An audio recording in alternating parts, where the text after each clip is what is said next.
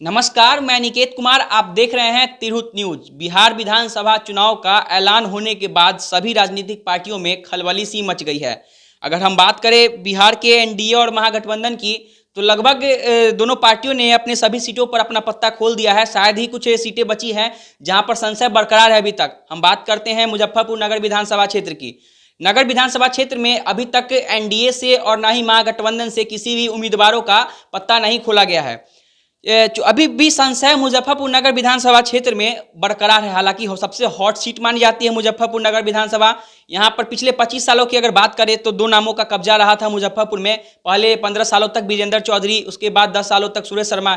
एक बार फिर से दोनों मैदान में हैं, मगर उनके अलावा भी कई सारे प्रत्याशी जो कि मैदान में इस बार नजर आने वाले हैं। अगर उन्हीं प्रत्याशियों में की अगर बात करें तो बिहार में जो तीसरा मोर्चा इस साल बना है कि हम बात करते हैं बिहार के तीसरे मोर्चे की, ग्रैंड डेमोक्रेटिक सेकुलर फ्रंट, जिसमें एमआईएम के प्रमुख असदुद्दीन ओवैसी, मायावती, उपेंद्र कुशवाहा जी लोगों ने मिलकर जो पार्टी बनाई थी उनके, और समाजवादी जनता दल डेमोक्रेटिक से ये उम्मीदवार हैं संजय कुमार जी, जो कि इस बार मुजफ्फरपुर नगर विधानसभा क्षेत्र में इन्होंने टाल ठोक दिया है और इनको कहीं ना कहीं पार्टी से सिंबल भी मिल गई है, ऐसा इन्होंने बताया हम लोगों को। तो आइए हम इनसे बात करते हैं कि आगामी विधानसभा चुनाव में इनकी क्या कुछ तैयारी है। ये मुजफ्फरपुर नगर विधानसभा क्षेत्र में चुनाव लड़ने जा रहे हैं, किस उम्मीदों के साथ उतरेंगे, इनका क्या हौसला है, क्या रणनीति, इनके बारे में हम इनसे चर्चा करेंगे। संजय जी, आपका स्वागत है हमारे शो में। जी प्रणाम।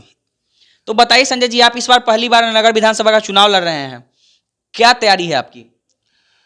मुजफ्फरपुर की जो दशा है, दुर्दशा है, इसको देख करके बड़ी कष्ट हुआ, और जिसका पूरी की पूरी अभी लॉकडाउन के समय में और जो अभी मुजफ्फरपुर का परिदृश्य बना, सारा मुजफ्फरपुर की शहर के जितने भी आम आवाम, माता बहनें, गार्जियन, दोस्त हैं, सभी के घर में नाली से, वर्षा से सारा पानी घुसने का काम किया। कहीं न कहीं 74 साल के इस आज़ादी के बाद भी जिस शहर को हम स्वच्छ बनाने के लिए, और जबकि मुजफ्फरपुर उत्तर बिहार की राजधानी है, इस मुजफ्फरपुर पर बेतिया से लेकर के पूर्णिया के बीच के जितने भी जिले हैं, सभी जिले का मुजफ्फरपुर पर प्रभाव है।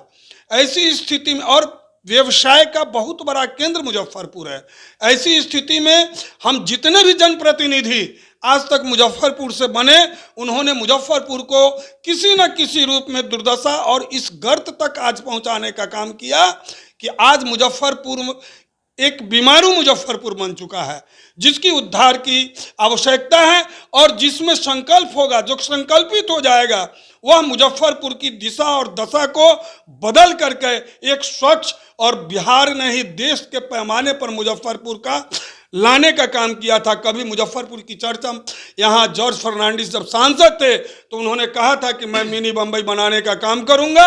उन्होंने उस सपना के तहत कभी आईडीपीएल से लेकर के और यहाँ कांटी का उद्योग उन्होंने जो आज जो मुजफ्फरपुर ही नहीं पूरे बिहार को रोशनी देने का काम कर रहा है, वो संकल्पित थे, और संकल्पित थे तो उस आलोक में उन्होंने मुजफ्फरपुर को कुछ देने का काम किया।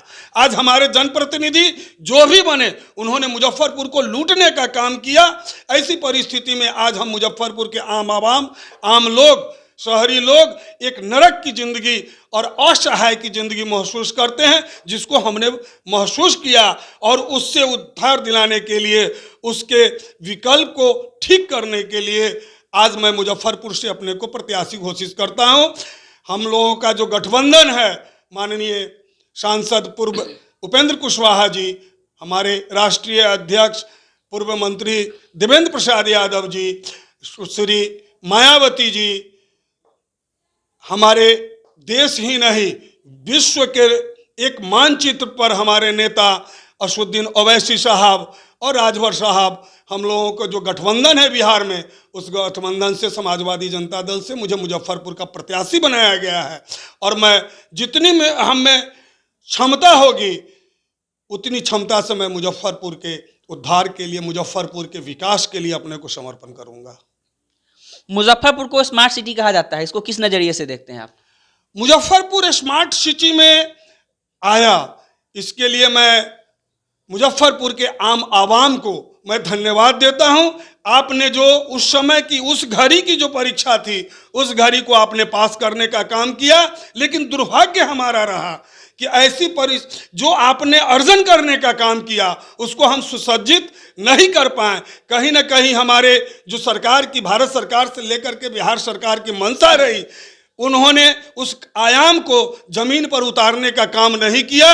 अगर स्मार्ट सिटी के सही रूप से हम जमीन पर उतारने में सक्षम हो जाएंगे तो कहीं ना कहीं बिहार नहीं देश के पैमाने पर हमारा मुजफ्फरपुर का एक नाम रहेगा और हम अपने आप को एक अच्छे विकसित मुजफ्फरपुर की पहचान पूरे देश में देने का काम करेंगे। मुजफ्फरपुर को विकास के तौर पर अगर देखा जाए तो आपको क्या क्या कमियां नजर आती है मुजफ्फरपुर में विकास की अगर बात करें तो? मुजफ्फरपुर में तो किसी भी सेक्टर में विकास के कहते हैं तो हमको शर्म लगता है। शिक्षा के क्षेत्र में अब पता कर लीजिए, चाहे सरकारी विद्यालय की क्या स्थिति है, प्रशासनिक की क्या व्यवस्था है। निजी विद्यालयों के द्वारा इतनी शोषण होती है कि एक गरीब आदमी उस विद्यालय में अपने बच्चे को पढ़ा नहीं सकते हैं। सरकार ने कभी घोषणा किया था कि हम 25% गरीब बच्चों को सरकार प्राइवेट जो निजी विद्यालय हैं उसमें दाखिला देने का काम करेंगे, जो 3 किलोमीटर के अंदर के रेडियस के विद्यार्थी हैं। लेकिन कोई निजी विद्यालय वाले उस नामांकन को कर रहे हैं क्या? प्रशासन सोई हुई है। इस तरफ कभी प्रशासन ने आज तक ध्यान दिया? स्वास्थ्य की स्थिति है कि मुजफ्फरपुर में जितने भी क्लिनिक है, कहने के लिए मेडिकल के स्टाफ हैं, सदर हॉस्पिटल के स्टाफ हैं, लेकिन उनके द्वारा हजार रुपए का फीस बगैर मतलब का आपको जांच कराने से लेकर के जो जेनेरिक दवाएं हैं उनको उनके प्रिस्क्रिप्शन पर आता है। जिस जेनेरिक दवा की कीमत 10 से 12% होता है उसको 100% वसूला जाता है। लेकिन कहीं प्रशासन की कोई ध्यान है क्या? सारा कल कारखाना बंद हो गया, चीनी मिल हो, कुटीर उद्योग हो, मतलब कि कहें कि जितनी भी यहाँ उद्योग, सूत की उद्योग हो, कॉटन उद्योग हो, चर्म उद्योग, सारे के सारे उद्योग बिहार के अंदर में बंद हो गए। मुजफ्फरपुर में IDPL बड़ी जगह बना बेआडा का, लेकिन सारा उद्योग वहाँ बंद हो चुका है। तो फिर हमारे यहाँ तो बेरोजगारी बढ़ेगी और बेरोजगारी इतनी बढ़ गई है कि और बेरोजगारी में हमारे युवक कहीं ना कहीं दुर्गमित होकर के गलत से गलत काम करने पर उतारू हो जाते हैं। और आज नतीजा है कि मुजफ्फरपुर में जितने भी आज जो घटनाएं हो रही हैं, जितनी भी प्रकार की घटनाएं हो रही हैं, सारे जो नए जनरेशन के लड़के हैं वो घटनाएं को अंजाम दे रहे हैं। हर सेक्टर के घटनाएं को जो देखने को मिलता है, जबकि संपदा से मुजफ्फरपुर भरी पड़ी है, उसको सुचारू रूप से संचालन की आवश्यकता है। क्या लग रहा है आपको, मुजफ्फरपुर में हवाई अड्डा बनने वाला था, ये एक बहुत बड़ा मुद्दा भी था पिछले बार के चुनाव में, हवाई अड्डा मुजफ्फरपुर से दरभंगा चला गया, क्या लग रहा है आपको, इसके बारे में क्या कहना चाहेंगे? ये बहुत बड़ी राजनीति है। देश के प्रधानमंत्री कभी उस हवाई अड्डा के मैदान में आए थे, उन्होंने जो भी घोषणा किया था आज पूरा देशवासी देख रहा है। आज सुप्रीम कोर्ट ने स्पष्ट कह दिया कि आप झूठ बोलना बंद कीजिए। हम मुजफ्फरपुर ही नहीं, पूरे देश की जनता जिस कुलमुलाहट में आज हम जी रहे हैं वह पूरी की पूरी जनता समझ चुकी है। यहाँ एक चुनाव का वक्त था, घोषणा करना था, कार्य को नहीं करना था। ऐसी स्थिति में यहाँ के हमारे चाहे जो भी जनप्रतिनिधि थे, जो बिहार सरकार और भारत सरकार के ही मंत्री थे, सारे लोगों के उपस्थिति में, ऐसा नहीं है कि बदल गए, उनकी उपस्थिति में अगर मुजफ्फरपुर से हमारी संस्था बाहर चली गई है तो फिर इनको संकल्पित इनको होना चाहिए। और वैसे जनप्रतिनिधि से क्या, जो जनप्रतिनिधि केवल अपना विकास सोचता हो और समाज को उसको अंतिम स्थिति में नहीं, तो आज 74 साल की आज़ादी के बाद मुजफ्फरपुर राजनीति का केंद्र बिंदु रहा, देश के पैमाने पर मुजफ्फरपुर राजनीति का केंद्र बिंदु रहा, जिसको सभी हमारे पुरोधा ने स्वीकारने का भी काम किया। आज इतनी दुर्दशा मुजफ्फरपुर की हो जाएगी, कहीं ना कहीं आत्मविश्वास की कमी है और अपनी बात को करने की क्षमता नहीं है। ऐसे जनप्रतिनिधि को सोचना चाहिए कि आप किस चीज़ के लिए, किस बात के लिए आप मुजफ्फरपुर से चुनाव लड़ते हैं। ये चीज उनको आत्ममंथन करना चाहिए। अगर अपनी केवल हमको विकास करना है तो बहुत सारे रास्ते हैं, ये रास्ते सामाजिक है और समाज के विकास के लिए बना है। इसलिए ये केवल जो आपने कहा, बहुत बड़ी बात कहा केवल हमारा पताही से हवाई अड्डा ही नहीं उठा है, मुजफ्फरपुर में क्या बचा है? आपको पता है कि बटलर इतनी बड़ी कंपनी थी, उसको भी उठा लिया गया है। पूरे के पूरे जो आपने देखा कि आईडीपीएल इतना बड़ा दवा की कंपनी जो पूरे विश्व में जाता था, हमारे यहाँ से इसकी निर्यात होती थी, बंद हो गया। किसने सोचा? आज जितने भी जमीन पड़े हुए हैं कल कारखाने के, सभी को भूमाफियाओं के द्वारा दखल किया जा रहा है, साठ गांठ है। ऐसी परिस्थिति में हम इस बात को सोचे तो बड़ा अजीब लगता है।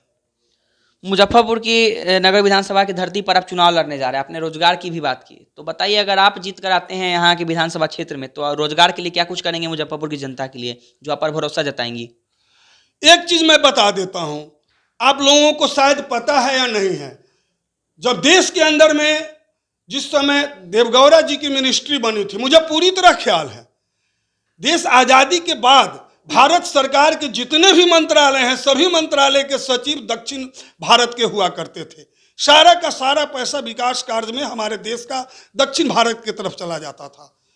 और आज जब हमारा उत्तर बिहार से जब वहां गए और सभी विभाग में ज़्यादा से ज़्यादा विभाग में जब सचिव बनने का काम किया, तो फिर बिहार की तरफ पैसा का रुख हुआ, जिसका फलाफल आपने देखा। जितने भी योजनाएं जो भारत सरकार से आई और पैसा जितना वहाँ भरा पड़ा है, वह पैसा बिहार में आया तो कुछ विकास देखने को मिला।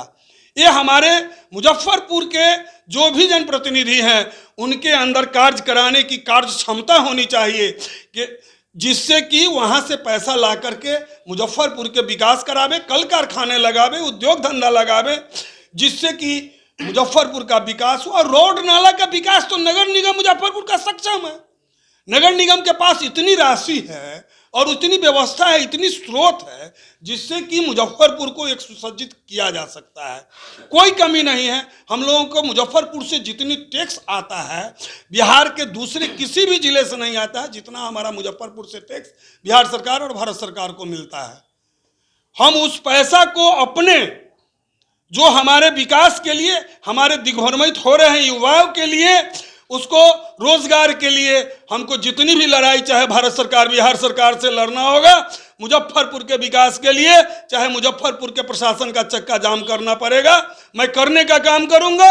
और यहाँ के जितने भी जिस तरफ हमारे युवा शक्ति को जोड़ने का, उसके लिए करने का मौका लगेगा, मैं पूरी की पूरी तरह से यहाँ मैं उस पर अपनी ध्यान को केंद्रित करूंगा और उस काम को करने का काम मैं प्रथम वर्ष में ही करने का काम करूंगा कि लगेगा कि मुजफ्फरपुर एक मुजफ्फरपुर है और लोग जाएंगे तो गर्व से मुजफ्फरपुर का, मैं मुजफ्फरपुर वासी हूं, गर्व से कहने का काम करेंगे। उनको अपने बोलने में गौरवान्वित महसूस होगी, ऐसा मेरा मानना है। अच्छा, एक बात मैं आपसे जानना चाहूँगा, मुजफ्फरपुर की अगर बात करें खासतौर पर नगर विधानसभा की, तो यहाँ पर 25 सालों से दो नाम यहाँ पर कब्जा रहा है, विजेंद्र चौधरी और सुरेश शर्मा। तो कहीं ना कहीं वो दिग्गज नेता कहे जाते हैं मुजफ्फरपुर विधानसभा चुनाव के लिए, मुजफ्फरपुर के नगर विधानसभा क्षेत्र के लिए। तो क्या लग रहा है आपके सामने कितनी बड़ी चुनौती हो सकती है? चूंकि कहीं अभी तक उनको सिंबल तो नहीं मिला है, मगर एक कयास हम लोग लगा सकते हैं कि कहीं ना कहीं एनडीए से और गठबंधन से ये दोनों ही प्रत्याशी होंगे। तो क्या कुछ मतलब आपको लग रहा है कि चुनौती हो सकती है आपके सामने में? देखिए, चुनौती कुछ नहीं है। मैं अति पिछड़ा का बेटा हूं, समाज देख रही है, और मैं राजनीतिक जीवन में मैं अपने आप को आज तक मैंने समर्पण करके रखा है। और ऐसी परिस्थिति में मैं ये नहीं कहता हूं, सब लोग जो रहे हैं उनके कार्यकलाप को मुजफ्फरपुर की आम जनता ने देखने का काम किया है, और उससे बेहतर करने का जब मौका लगेगा, मुजफ्फरपुर के माता बहन, गार्जियन, दोस्त, साथी जितने भी हैं, उनको लगेगा कि हमको मुजफ्फरपुर में बदलाव चाहिए, मुजफ्फरपुर में एक बड़े विकास की जरूरत है। जब उनको लगेगा तो मैं समझता हूं कि उस परिस्थिति में मैं संजय कुमार ठाकुर मुजफ्फरपुर को एक नया दिशा देने के लिए मैं निश्चित उनके साथ कंधा से कंधा मिला करके मैं चलने का काम करूंगा। और मुजफ्फरपुर को बिहार की क्षति ही नहीं, पूरे देश के मानचित्र पर मुजफ्फरपुर की एक प्रतिष्ठा को बढ़ाने का काम करूंगा। और जो 74 साल की आज़ादी में समाज की अंतिम व्यक्ति के लिए जो मतदान चुनाव आता है, तो हमारे जितने भी नेताएं हैं मांगने का काम करते हैं, लेकिन आज 74 साल में जो उनकी दुर्दशा है वहीं के वहीं पड़े हुए हैं। इस ठगैती से मैं उसको वंचित कराऊंगा। और आज मैं अल्पसंख्यक बंधु और माता बहन दोस्तों को मैं एक बात कहना चाहता हूं कि आज तक आप लोगों ने, जबकि आपकी आबादी 18% है, और आप आज तक किसी के पीछे पीछे चलने का जो आपने काम किया है, आज एक अकेला यसुद्दीन अवैसी साहब जो बाबा साहेब भीमराव अम्बेडकर के संविधान के अनुरूप आज तक सदन में और सदन से बाहर आपकी लड़ाई लड़ने का काम करते हैं, आज हम लोगों के साथ हैं। मुझे पूर्ण विश्वास है कि उनके हाथ को मजबूत करने के लिए, अपने समाज की दायित्व को निर्वहन करने के लिए मुझे जितनी करने की जरूरत होगी, मैं उस कार्य को जमीन पर करने का काम करूंगा। सर, तो कुछ ही दिनों में चुनाव होने वाला है, मुजफ्फरपुर में भी, पूरे बिहार में भी, तो हमारे चैनल के माध्यम से आप मुजफ्फरपुर की जनता को क्या संदेश देना चाहेंगे? मुजफ्फरपुर के जनता को मैं स्पष्ट कहना चाहता हूं कि जो हमारे साथी, जो आज जो नए जनरेशन है, जो बेरोजगार हैं, उनकी बेरोजगारी दूर करने के लिए मैं समुचित व्यवस्था कराने का काम करूंगा। हमको लड़ाई जितनी भी भारत सरकार, बिहार सरकार से लड़ना पड़े, इसके लिए कल कारखाने, उद्योग धंधे और जो हमारा मुजफ्फरपुर एक बिजनेस का जो बाजार है उसको और सुदृढ़, और व्यवसायी को मैं कहना चाहूँगा कि आप निर्भीक हो करके और आपकी पूर्ण सुरक्षा की जो गारंटी होगी उसको मैं, चाहे इसके लिए प्रशासन को हमको जो करना पड़ेगा मैं करके आपको पूर्ण सुरक्षा की गारंटी भी मैं लेता हूं कि आपको सुरक्षा दिलाने का काम करूंगा। और जितने भी सड़क, नल, कारखाने, पानी का जो समस्या है, जो पानी नदी में जाता हो, चाहे शहर के बाहर कैसे निकलेगा, ये सबको मैं ठीक कराऊंगा। और एक बात अपने मुजफ्फरपुर के माता बहन, गार्जियन, दोस्त साथियों से कहना चाहता हूं कि इस विकट परिस्थिति में जिसमें आपने महीनों घर में पानी रहने के बावजूद भी, और इतने महामारी की, जहाँ पे कोरोना का शिकायत हुआ, जहाँ पे डेंगू का शिकायत हुआ, ऐसी परिस्थिति में आपने जो संयम बरतने का काम किया, उसके लिए हम अपने आप को आपके सामने भी एक तो शर्मिंदगी महसूस करता हूँ, दूसरा मुझे गर्व होता है कि मुजफ्फरपुर में आप जो शांति बनाए और जिस ढंग से अपने को निर्वहन किया, और आगे आने वाले समय में ऐसी परिस्थिति से आप लोगों को, समस्या से आप लोगों को नहीं जूझना पड़े, इसकी पूरी व्यवस्था मैं करने का काम करूंगा। और आपसे जितना इसमें जो अभी लूट, हत्याएं, बलात्कार हम लोगों को आशंकित रहते हैं, हम लोगों के परिवार के लोग जब बाहर निकलते हैं तो उस समय भी आशंकित रहते हैं कि सुरक्षित घर में आएगा कि नहीं। जो विधि व्यवस्था की जो एकदम लचर व्यवस्था हो गई है उसको सुदृढ़ करने का काम करूंगा। ये मैं मुजफ्फरपुर के आम आवाम और मतदाता, गार्जियन, दोस्त साथियों को ये मैं वचन देता हूं, मैं करने का काम करूंगा। बहुत धन्यवाद आपका हमारे चैनल के साथ जुड़ने के लिए। तो ये संजय कुमार जी थे, समाजवादी जनता दल डेमोक्रेटिक पार्टी से ये भी ताल ठोक चुके हैं मुजफ्फरपुर नगर विधानसभा में चुनाव लड़ने के लिए। इनको सिंबल भी मिल चुका है और 19 तारीख को इनका नामांकन है। तो मुजफ्फरपुर एक नगर विधानसभा क्षेत्र के लिए आप लोग दिल थाम कर बैठिए, क्योंकि यहाँ पर जो लड़ाई है वो काफ़ी ज़्यादा रोचक होने वाली है। हालांकि अभी तक एनडीए और महागठबंधन से उम्मीदवारों की जो नाम है वो अभी तक नहीं सामने आया है, मगर कुछ ही दिनों में वो भी सामने आ जाएंगे। तब तक के लिए मैं निकेत कुमार, तब तक के लिए धन्यवाद। तिरहुत न्यूज़ मुजफ्फरपुर।